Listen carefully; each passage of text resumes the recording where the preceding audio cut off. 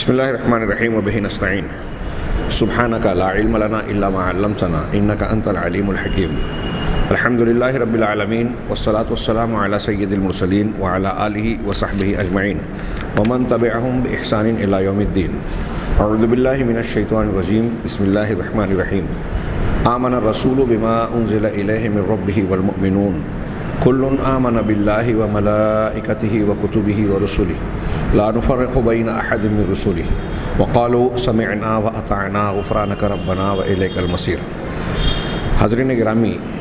نبی کریم صلی اللہ علیہ وسلم پر ہمارا ایمان ہے کہ آپ خاتم النبیین سید المرسلین ہیں۔ اللہ تبارک و تعالیٰ نے آپ کو دیگر انبیاء کرام علیہم الصلاۃ والسلام کے مقابلے میں جو خصوصیات اور امتیازات عطا فرمائے ان کی گفتگو جاری ہے۔ ان میں اگلی خصوصیت یہ ہے کہ اللہ تبارک و تعالیٰ نے نبی کریم صلی اللہ علیہ وسلم کو یہ مقام اور یہ حیثیت عطا فرمائی کہ تمام انبیاء کرام علیہم الصلاۃ والسلام سے یہ عہد و پیمان لیا کہ جناب محمد رسول اللہ صلی اللہ علیہ وسلم پر ایمان لائیں گے اور ان کی مدد فرمائیں گے، ان کی مدد، ان کی تائید کریں گے، اپنے دور میں ان کے بارے میں پیشین گوئیاں کر کے، ان کا اظہار کر کے، یا اگر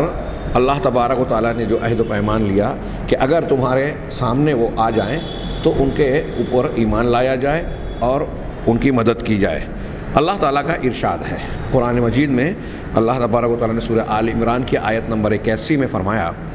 وَإِذْ أَخَذَ اللَّهُ مِيثَاقَ النَّبِيِّينَ لَمَا آتَيْتُكُم مِّن كِتَابٍ وَحِكْمَةٍ۔ جب اللہ تبارک و تعالیٰ نے نبیوں سے، النبیین کا لفظ ہے، تمام نبیوں سے یہ عہد و پیمان لیا کہ جو کچھ میں تمہیں کتاب و حکمت دوں، جو کچھ بھی کتاب و حکمت اور وحی کے ذریعے سے تمہیں سرفراز کروں، تم کو دوں، ثم جاءکم رسول مصدقا لما معکم، پھر تمہارے پاس میرا کوئی رسول آئے جو تمہارے پاس موجود تعلیمات کی تصدیق کرنے والا ہو، تمہاری تعلیم اور تمہاری پیغمبری اور نبوت کی تصدیق کرنے والا ہو، لَتُؤْمِنُنَّ بِهِ وَلَتَنْصُرُنَّهُ، یہ عہد و پیمان لیا کہ تم ان پر ضرور بضرور ایمان لاؤ گے اور ان کی ضرور بضرور مدد کرو گے۔ قَالَ أَقْرَرْتُمْ، اللہ تبارک و تعالیٰ نے عہد و پیمان لینے کے بعد تمام نبیوں سے یہ پوچھا کہ کیا تم سب نے اس کا اقرار کیا؟ ہاں، وَأَخَذْتُمْ عَلَى ذَلِكُمْ إِصْرِي، اور کیا فرمایا تم اس کے اقراری ہو اور اس پر میرا ذمہ لے رہے ہو؟ اخذتم علی ذالکم اسری، اسر کا معنی عہد و پیمان اور ذمہ ہوتا ہے، یعنی تم مجھ سے میرا یہ عہد و پیمان قبول کر رہے ہو، لے رہے ہو۔ قالوا اقررنا، تو انبیاء کرام نے جواب دیا، نبیوں نے جواب دیا کہ ہاں ہم نے اقرار کیا۔ قال فاشهدوا وانا معكم من الشاہدین، تو اللہ نے فرمایا کہ ٹھیک ہے، تم گواہ رہو اور میں بھی تمہارے ساتھ گواہوں میں شامل ہوں۔ علامہ ابن کثیر رحمہ اللہ اس آیت کی تفسیر میں کہتے ہیں یقول تعالی، اللہ تعالیٰ یہ فرما رہا ہے مہما آتیتکم من کتاب و حکمہ ثم جاءکم رسول بعد ھذا کلہ، میں جب بھی تمہیں یا جو بھی تمہیں کتاب اور حکمت کی باتیں عطا کروں گا، تم پر نازل کروں گا، پھر اس کے بعد ان تمام چیزوں کو دینے کے بعد کوئی رسول تمہارے پاس آتا ہے تو فعلیکم الایمان بہ ونصرتہ، تو تم پر اس رسول پر، آنے والے اس نئے رسول پر ایمان لانا اور اس کی مدد کرنا لازم ہے، ضروری ہے۔ وَإِذَا كَانَ هَذَا الْمِيثَاقُ شَامِلًا لِكُلِّ مِنْهُمْ، علامہ ابن کثیر کہتے ہیں کہ اگرچہ یہ عہد و پیمان ہر نبی کے لیے، انبیاء میں جتنے لوگ ہیں سب کے لیے شامل ہے کہ ایک نبی کی موجودگی میں اگر دوسرا آ رہا ہے تو پہلے والا نبی اس نئے نبی کی تصدیق کرے گا اور وہ نبی اس کی تصدیق کرے گا، تو ہر نبی کے لیے یہ معنی شامل ہے۔ تضمن اخذہ لمحمد صلی اللہ علیہ وسلم من جمیعہم، تو اسی میں یہ بات شامل ہے اس عہد و پیمان کی بات میں کہ تمام انبیاء کرام علیہم الصلاۃ والسلام سے محمد صلی اللہ علیہ وسلم کے لیے عہد و پیمان لینا شامل ہے۔ اس عہد و پیمان میں ہر نبی سے دوسرے نبی کے لیے عہد و پیمان کا ذکر کیا گیا، اور تمام انبیاء کرام علیہم الصلاۃ والسلام کی جانب سے نبی کریم صلی اللہ علیہ وسلم کے لیے عہد و پیمان ثابت ہوتا ہے۔ وَهَذِهِ خصوصیۃ لیست لأحد منہم سواہ، یہ ایسی خصوصیت ہے، علامہ ابن کثیر کے یہ جملے ہیں کہ آپ کے علاوہ ان میں سے کسی کے لیے نہیں ہیں۔ اب ہم اس بحث کو عہد و پیمان اور میثاق کی اس بحث کو کچھ طول اور تفصیل سے بیان کر سکتے ہیں۔ اس میں کچھ اقوال ہیں کہ ہر نبی کے لیے یہ بات کہی گئی ہے کہ آنے والے نبی کے ساتھ کہیں، اور کچھ لوگوں نے کہا کہ ہر نبی کے لیے یہ بات کہی گئی ہے کہ جناب محمد رسول اللہ صلی اللہ علیہ وسلم کے لیے اقرار کریں۔ معراج کی شب آسمان پر اور جو اس سفر کے درمیان جو نبی آپ سے ملتے ہیں سب نے آپ پر ایمان لایا، گویا آپ کو عبد صالح کہا، مرحبا کہا، اور بیت المقدس میں آپ کے پیچھے نمازیں پڑھی۔ یہ سب انبیاء کرام علیہم الصلاۃ والسلام کی تائید کا حصہ ہے۔ اور اس میں تائید کی کیا شکل ہے؟ جیسے یہاں اگر کوئی یہ سوال اٹھاتا ہے تو کہ یہ ان پر ایمان لانا اور ان کی مدد کرنا، تو یہ کئی طریقے سے ہوتا ہے، اس کا مقام تفسیر ہے۔ یہ ایک خصوصیت جناب محمد رسول اللہ صلی اللہ علیہ وسلم کی ہے۔ اس کے بعد ایک خصوصیت کا اختصار کے ساتھ انہوں نے ذکر کیا، نبی کریم صلی اللہ علیہ وسلم کا یہ اختصاص کہ اہل کتاب کو آپ کے بارے میں علم تھا۔ یہ بات بالکل واضح، اور جناب محمد رسول اللہ صلی اللہ علیہ وسلم کی حیات طیبہ اور سیرت کے پڑھنے پڑھانے والے، سننے سنانے والے بخوبی جانتے ہیں کہ جب اللہ کے نبی صلی اللہ علیہ وسلم کی بعثت نہیں ہوئی تھی تو مدینہ کے اطراف میں جو اہل کتاب موجود تھے، خاص طور سے یہود، اور پھر نصارہ کی طرف سے بھی حضرت سلمان فارسی رضی اللہ تعالیٰ عنہ کے واقعے میں بحیرہ راہب کی روایت کے شکل میں جس کا تذکرہ ہوا، اور اس روایت پر اگرچہ بعض لوگوں کو اعتراض ہے لیکن سیرت کی کتابوں میں بیان کی جاتی ہے، ہم نے اس کے بارے میں گفتگو کی ہے۔ ایسے کئی واقعات سیرت کی کتابوں میں درج اور موجود ہیں جو عام طور سے عوامی سطح پر بھی بیان کیے جاتے ہیں، جس سے یہ معلوم ہوتا ہے کہ اہل کتاب کے علماء ہی نہیں، عوام بھی اس بات کو جانتے تھے کہ جناب محمد رسول اللہ صلی اللہ علیہ وسلم نبی برحق ہیں، اور آپ نبی کی حیثیت سے مبعوث ہونے والے ہیں، آپ کی بعثت سے پہلے اور بعثت کے بعد۔ اللہ تعالیٰ نے قرآن میں جا بجا اس کا تذکرہ کیا ہے کہ یہ آپ کو اس طرح پہچانتے ہیں جیسے اپنے بیٹوں کو پہچانتے ہیں کہ یہ ہمارا بیٹا ہے، ایسے بالکل بغیر کسی شک شبہ کے یہ جانتے ہیں کہ محمد رسول اللہ صلی اللہ علیہ وسلم سچے رسول اور پیغمبر ہیں، جس کا وعدہ اور پیشین گوئی ہماری کتابوں میں موجود ہے۔ چنانچہ اللہ تبارک و تعالیٰ نے سورۃ الاعراف کی آیت میں، ایک لمبی آیت میں شروع میں ارشاد فرمایا، الذین یتبعون الرسول النبی الامی، جو لوگ اس رسول نبی امی کا اتباع کرتے ہیں۔ وقال تعالیٰ، اسی طریقے سے اللہ تبارک و تعالیٰ نے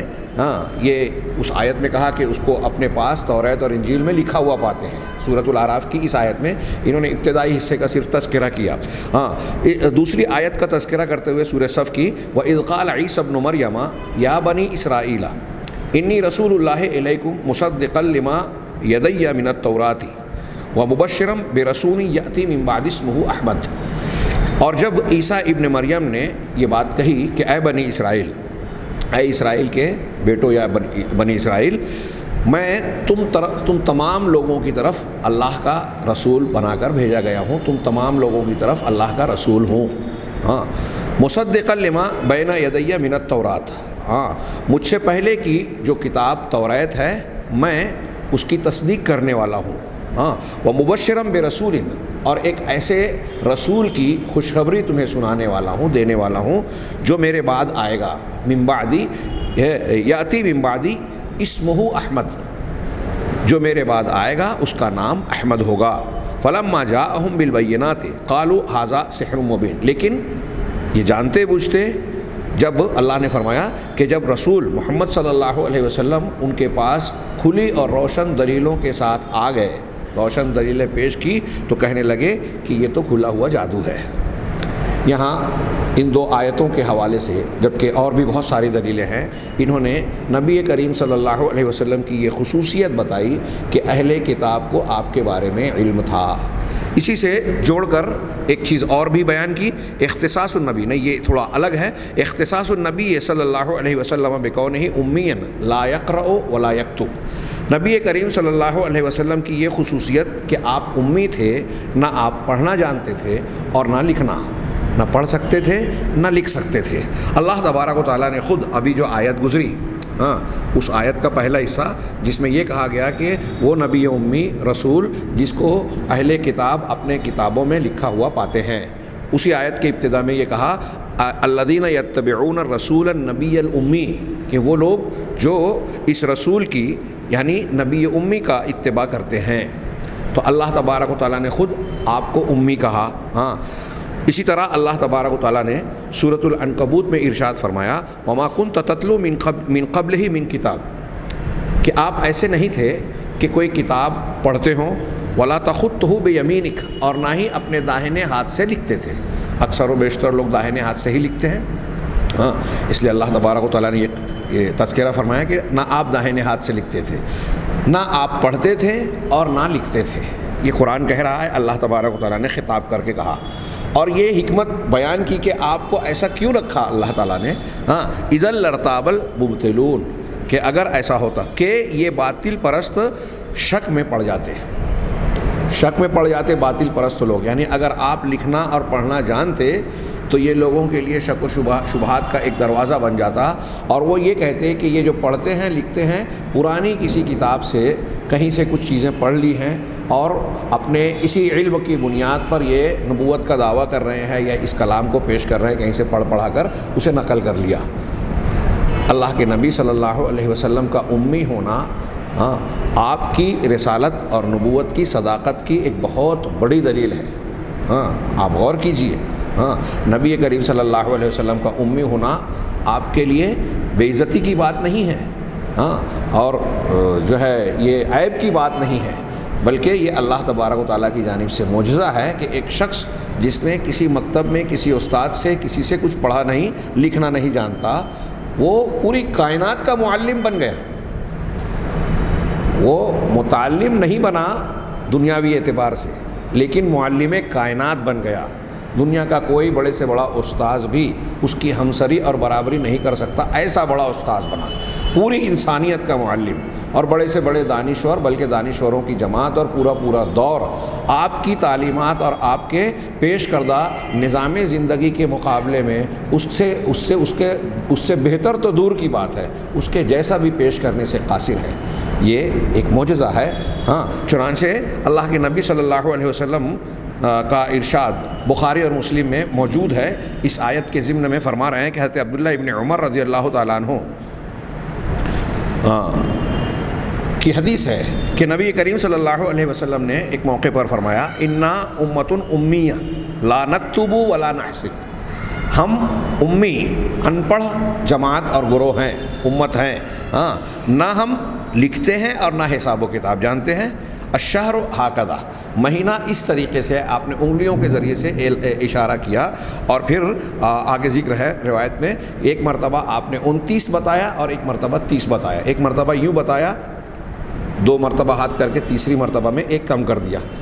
29، اور ایک مرتبہ اس طرح کیا کہ 3 مرتبہ پوری انگلی کے ذریعے سے اشارہ فرمایا، یعنی مہینہ 29 کا ہوتا ہے اور 30 کا ہوتا ہے۔ علامہ ابن حجر العسقلانی رحمہ اللہ فرماتے ہیں کوئی اس سے یہ دھوکہ نہ کھائے کہ پوری امت مسلمہ کو امی ان پڑھ کہا گیا ہے تو امت مسلمہ کی یہ دائمی صفت ہے، جی نہیں، یہ اس وقت اور ماحول کے اعتبار سے ہے جو اس تشریح کے ذریعے سے آپ سمجھ سکتے ہیں۔ علامہ ابن حجر کہتے ہیں کہ انا، ہم، اس سے مراد کون لوگ تھے؟ عرب۔ وقیلا، اس وقت کے عرب لوگ پڑھنا نہیں جانتے تھے، پڑھنا لکھنا۔ وقیلا اراد نفسہ، اور ایک قول یہ بھی ہے کہ آپ نے جو کہا کہ ہم امت امیہ ہیں، اس سے مراد آپ نے اپنی ذات کو لیا، اور یہ ایک قول یہ بھی ہے کہ امیۃ بلفظ النسب الی الام، یہ امیہ کا لفظ جو کہا گیا، یہ ماں کی طرف نسبت والے لفظ کا اطلاق کیا گیا یا مراد لیا گیا ہے، جس سے مراد امت عرب ہے۔ عرب کی امت کو امی کہہ کر ماں کی طرف نسبت تو کی گئی، یعنی اب وہ ام القریٰ کہا جائے یا عرب کے اہل عرب کے عمومی سطح پر کہا جائے، ان کو امیہ کے لفظ سے تعبیر کیا ہے۔ کیوں؟ اس لیے کہ اہل عرب جو ہے وہ لکھتے نہیں تھے، عرب کے لوگ لکھنا نہیں جانتے تھے، ان کا زیادہ تر انحصار جو ہے وہ حافظے پر تھا۔ اللہ کے نبی جناب محمد رسول اللہ صلی اللہ علیہ وسلم کے عہد مبارک یا آپ سے پہلے کے دور میں آپ دیکھیں کہ عربوں میں لکھنے کا مزاج نہیں تھا، بہت شاذ و نادر، وہ استثنائی شکل میں کچھ لوگ جانتے تھے اور وہ لکھتے تھے، لیکن چیزوں کو یاد رکھنے کے لیے وہ کتابت پر انحصار نہیں کرتے تھے، عام طور سے وہ اپنے قوت حافظہ پر انحصار کرتے تھے، اور بڑے بڑے لمبے چوڑے قصیدے اور عبارتیں وہ یوں ہی زبانوں کے زبان پر اس طرح ازبر رکھ کر بیان کرتے تھے، چنانچہ وہ لکھنا نہیں جانتے تھے۔ یا پھر کہہ رہے ہیں کہ اپنی ماؤں امت عربیہ کی طرف نسبت کرتے ہوئے امیہ کہا گیا، یا دوسرا معنی یہ بیان کیا گیا کہ ماؤں کی طرف نسبت کی گئی ہے، امہات کی طرف، اس لیے یہ بیان کرنے کے لیے کہ ہم اپنی ماؤں کی جانب سے ولادت کی جو اصلیت پر تھے، ماں کے پیٹ سے پیدا ہونے کے بعد جو حالت ہوتی ہے انسان کی، وہ پڑھے لکھے والی حالت نہیں ہوتی۔ واللہ کیا ہے اخرجکم من بطون امہاتکم لا تعلمون شیئا، قرآن کی آیت ہے سورہ نحل کی، کہ اللہ تبارک و تعالیٰ نے تم کو تمہارے ماؤں کے شکم سے، پیٹوں سے نکالا جبکہ تمہیں کچھ بھی علم نہیں تھا۔ تو اللہ تبارک و تعالیٰ جب ماں کے پیٹ سے کسی کو پیدا کرتا ہے تو وہ سادہ ذہن ہوتا ہے، کچھ پڑھا لکھا نہیں ہوتا۔ تو اب ایک آدمی اگر بڑا ہونے کے بعد بھی کوئی چیز لکھنا پڑھنا نہ جانے تو اس اعتبار سے شیخ ابن حجر کہہ رہے ہیں کہ کچھ لوگوں نے کہا ماں کی طرف نسبت کر کے کہا گیا کہ یہ امی ہیں، یعنی ماں کے پیٹ سے نکلنے کے بعد جس طرح سادہ لوح اور کوڑا کاغذ تھا آج بھی ویسا ہی ہے، لکھنا پڑھنا نہیں جانتا۔ ہاں، تو یہ اقوال ہیں۔ پھر کہا کہ قولہ لا نکتب، اللہ کے رسول صلی اللہ علیہ وسلم کا یہ فرمانا کہ نہ لا نکتب ولا نحسب، نہ ہم لکھتے ہیں اور نہ حساب کتاب جانتے ہیں کرتے ہیں، اس سے مراد وہ اہل اسلام ہے، ہم وہ امت عرب، ہم وہ قوم ہیں یا وہ امت ہیں ہاں جو امی ہیں، ہم لکھتے نہیں اور نہ ہی حساب کرتے ہیں۔ تو یہاں مراد کون لوگ ہیں؟ اللہ کے نبی صلی اللہ علیہ وسلم کے ارد گرد اور اس وقت آپ کے ساتھ میں جو اہل اسلام تھے وہ لوگ مراد ہیں۔ جس وقت آپ نے یہ بات کہی اس وقت کے مسلمان مراد ہیں۔ وہ محمول علی اکثرہم، اس کے باوجود تمام کے تمام یعنی 100% لوگ ایسے ہی تھے، یہ معنی نہیں ہے، بلکہ یہ اکثریت پر محمول کیا جائے گا، کیونکہ بعض صحابہ کرام لکھنا پڑھنا جانتے تھے۔ او المراد و نفسہ، یا پھر یہ مانا جائے کہ اس سے آپ کی اپنی شخصیت مراد ہے کہ آپ نے پڑھنا لکھنا نہیں سیکھا تھا۔ وقیل للعرب امیون، اور عربوں کے بارے میں آپ دیکھیں کہ اہل کتاب کے مقابلے میں قرآن مجید نے اس وقت کے اہل عرب، اہل مکہ اور اللہ کے نبی صلی اللہ علیہ وسلم کی قوم اور ارد گرد کے لوگوں کو امین کہا ہے، امی کا لفظ کہا گیا، اس لیے کہ کتابت ان کے اندر بہت کم اور کمیاب قسم کی کمیاب طور پر پائی جاتی تھی۔ اللہ تبارک و تعالیٰ نے کئی مقامات پر قرآن میں فرمایا کہ یہ جو ہے امیین ہیں، هو الذی بعث فی الامیین رسولا منہم، کہ وہی اللہ ہے جس نے امیوں میں خود انہی میں سے رسول کو مبعوث فرمایا، بھیجا، اور اہل کتاب کے اقوال بھی نقل کیے سورہ آل عمران میں کہ لیس فی الامیین، کیا ہے، اہل کتاب میں سے بعض لوگ ایسے ہیں کہ وہ امانت نہیں رکھتے اور یہ کہتے ہیں کہ امیوں کے سلسلے میں ہم پر کوئی حرج اور کوئی مضائقہ نہیں ہے، ان کے مال کو ہم دھوکے سے لے لیں تو کوئی حرج کی بات نہیں ہے۔ تو اہل عرب کو اس وقت کے لوگوں کو عام طور سے امیین کہا جاتا تھا، اس لیے کہ ان کے یہاں پڑھنے لکھنے کا رواج نہیں تھا، خاص طور سے لکھنے کا رواج نہیں تھا، پڑھنا یا بولنا وہ اپنے قوت حافظہ پر انحصار کرتے تھے۔ یہ نبی کریم صلی اللہ علیہ وسلم کی ایک خصوصیت بیان کی گئی کہ آپ کی شخصیت امی تھی، لکھنا پڑھنا نہیں جانتے تھے، اور اس کے باوجود آپ نے اللہ تبارک و تعالیٰ کا کلام معجز اور سب سے جامع شریعت کو دنیا کے سامنے پیش کیا، اور آپ دنیا کے رہنما اور معلم بنے۔ اگلی خصوصیت اختصاص النبی صلی اللہ علیہ وسلم بأنہ اوتی مفاتیح خزائن الارض، نبی کریم صلی اللہ علیہ وسلم کا یہ اختصاص بأنہ اوتی، کہ آپ کو دیا گیا مفاتیح خزائن الارض، ہاں زمین کے خزانوں کی کنجیاں، زمین کے خزانوں کی کنجیاں آپ کو دی گئی۔ اس سے کیا مراد ہے؟ کیا اس سے یہ مراد ہے کہ کوئی جمع شدہ خزانہ کسی تالے میں مقفل ہے اور اسے اللہ کے نبی صلی اللہ علیہ وسلم کو کوئی چابی دی گئی اور جا کے کھول لیا؟ نہیں، زمین کے خزانے کی کنجیاں دی گئی، مطلب زمین کی نعمتوں کو استعمال کرنے کی طاقت اور قوت دی گئی، اور اس کے لیے آپ کو اور آپ کی امت کو کے لیے راہ ہموار کی گئی۔ چنانچہ زمین کی نعمتوں پر آپ کو تسلط اور قبضہ عطا فرمایا گیا۔ چنانچہ صحیح مسلم میں حضرت ابو ہریرہ رضی اللہ تعالیٰ عنہ کی روایت ہے، وہ کہتے ہیں کہ قال رسول اللہ صلی اللہ علیہ وسلم، اللہ کے نبی صلی اللہ علیہ وسلم نے فرمایا، بعثت بجوامع الکلم، مجھے جوامع الکلم، یہ اصل میں الکلمات الجامعہ، یعنی وہ کلمات اور باتیں جو بڑی جامع اور معنی ہیں، الفاظ کم، جامع کلمات کس کو کہتے ہیں؟ اللہ کے نبی صلی اللہ علیہ وسلم کی ایک خصوصیت یہ بھی ہے کہ آپ کو مختصر الفاظ میں لمبے چوڑے مضمون کو سمیٹ کر بیان کرنے کی صلاحیت دی گئی۔ آپ کا کلام بلیغ ہے۔ نبی کریم صلی اللہ علیہ وسلم، آپ ایک یہ حیرت کی بات دیکھیں، ابھی ہم قرآن کے فصاحت و بلاغت کے معجزے کو پہلے جان چکے ہیں۔ قرآن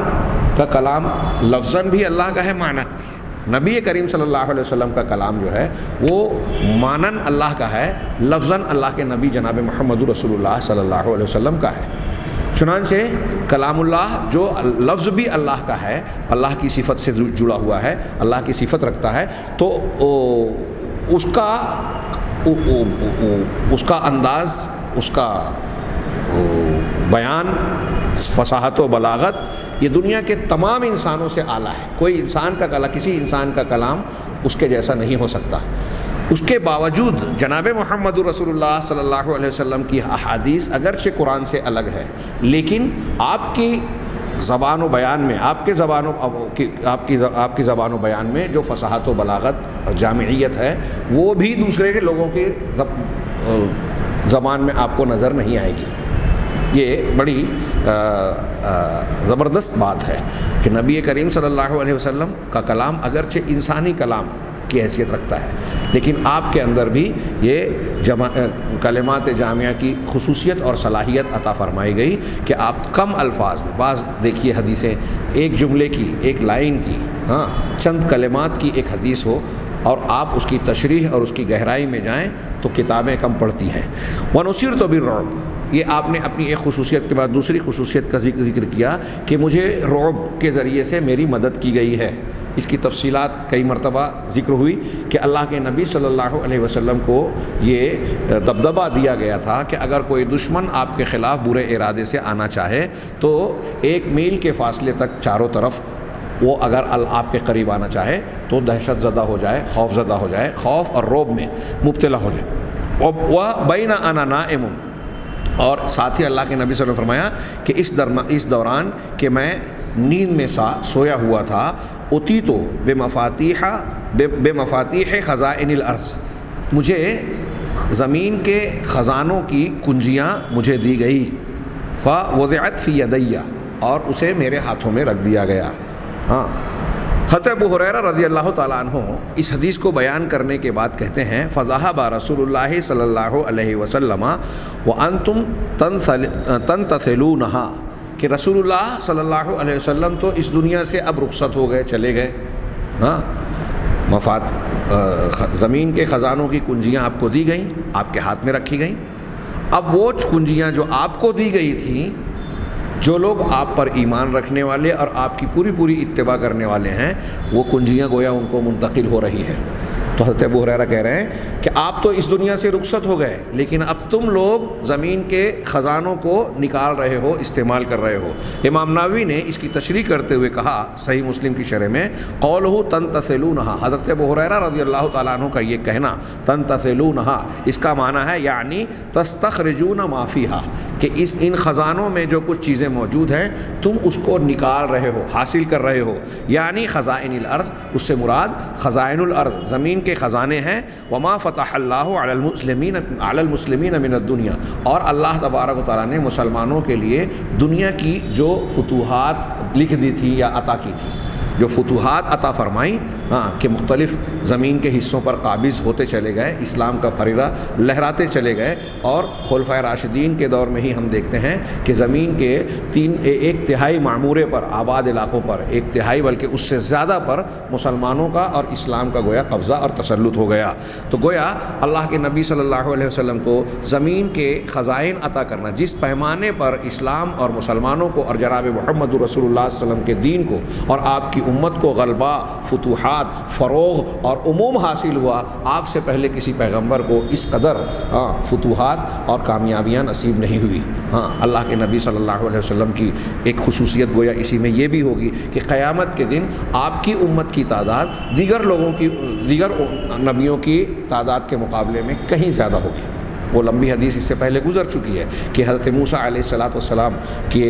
قوم بھی بڑی تعداد میں ہوگی۔ جب آپ کو وہ منظر دکھایا گیا خواب میں تو آپ نے پہلے سمجھا کہ یہ میری امت ہے، لیکن آپ کو بتایا گیا نہیں کہ یہ قوم موسیٰ ہے۔ اس سے یہ بھی پتہ چلا کہ قوم موسیٰ کی بھی بڑی تعداد ہوگی، لیکن آخر میں امت محمدیہ علی صاحبہ الصلاۃ والسلام کا ذکر آیا تو اس میں نہ صرف یہ کہ بہت بڑی تعداد کا تذکرہ کیا گیا، سواد عظیم کا، ساتھ ہی ساتھ یہ بتایا گیا کہ اس امت کی فضیلت اور تعداد کا معاملہ یہ ہوگا بروز قیامت کہ اس میں 70,000 لوگ ایسے ہوں گے جو بغیر حساب و کتاب کے جنت میں جائیں گے۔ یعنی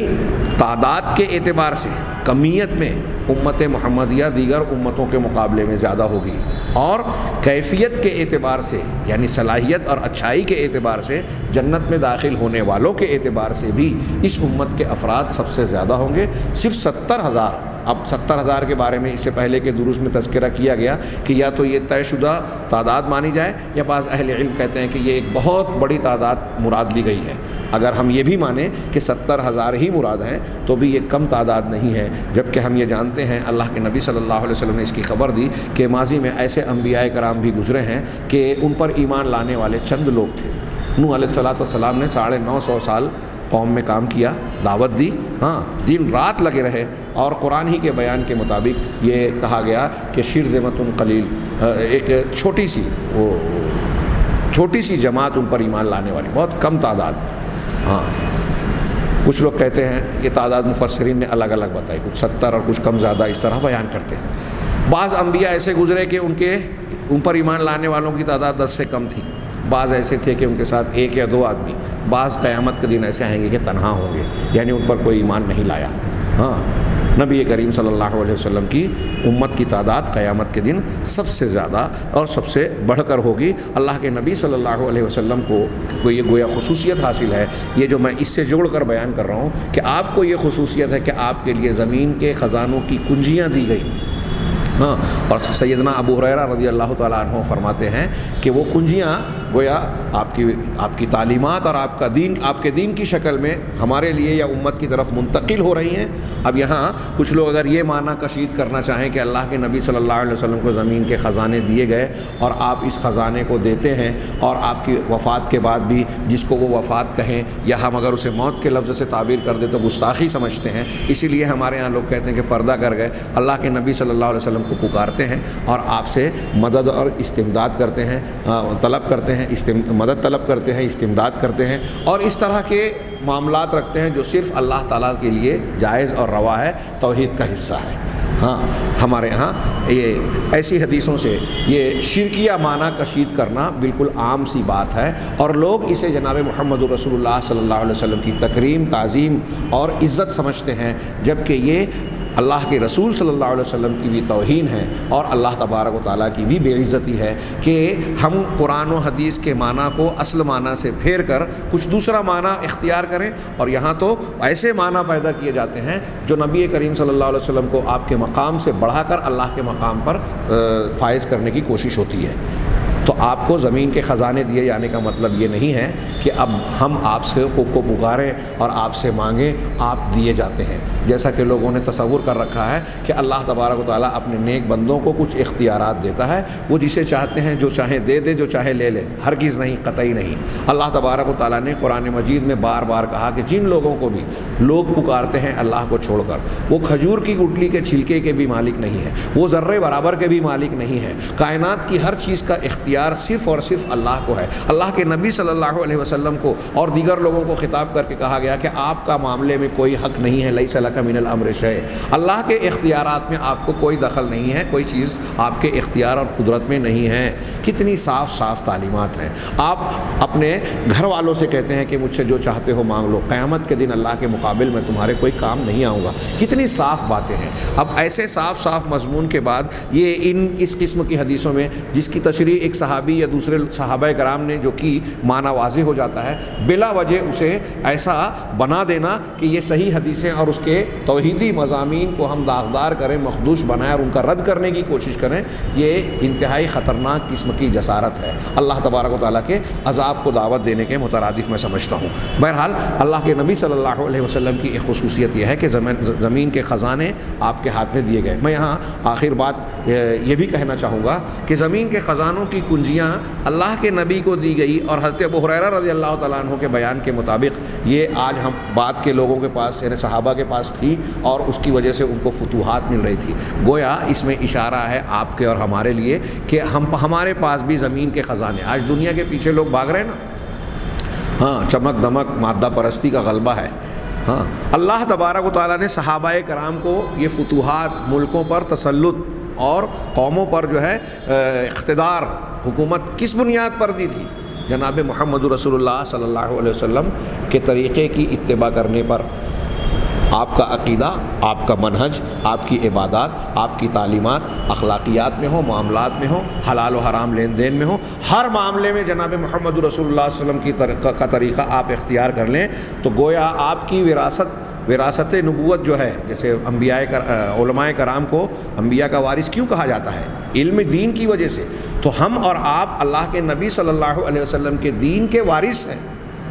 اب دین کی وراثت اگر ہم نے صحیح معنوں میں ظاہراً اور باطناً اختیار کر لی تو گویا یہ زمین کے خزانوں کی کنجیاں ہمارے ہاتھ میں بھی آ جائے گی، دنیا بھی اللہ تبارک و تعالیٰ ہمارے لیے آسان بنا دے گا، ہاں، اور آخرت کی کامیابی بھی انشاءاللہ العزیز ہوگی۔ لیکن آج عجیب و غریب حماقت اور بیوقوفی کا دورہ ہے کہ خود مسلمانوں میں بہت بڑا طبقہ یہ سمجھتا ہے کہ ہم اگر اسلامی تعلیمات پر عمل کریں گے تو دنیا کی ترقی یافتہ دوڑ میں ہم پچھڑ جائیں گے، پیچھے رہ جائیں گے۔ جی نہیں، مسلمانوں کی ترقی کا راز اسلام کی اتباع میں ہے۔ مسلمانوں کو عزت، ترقی، بلندی، اقتدار، قوت صرف اسی کی بنیاد پر ملے گا۔ قرآن و حدیث اس قسم کے وعدوں سے بھرے ہوئے ہیں۔ اللہ تبارک و تعالیٰ سے دعا ہے کہ وہ ہمیں نبی کریم صلی اللہ علیہ وسلم کی سچی اتباع کرنے کی، ظاہراً اور باطناً آپ کی تعلیمات پر عمل پیرا ہونے کی توفیق عطا فرمائیں، اور اس کی برکتوں سے دنیا میں بھی بہراور فرمائیں اور آخرت میں بھی اس کے ذریعے کامیابی عطا فرمائیں۔ وآخر دعوانا ان الحمد للہ رب العالمین۔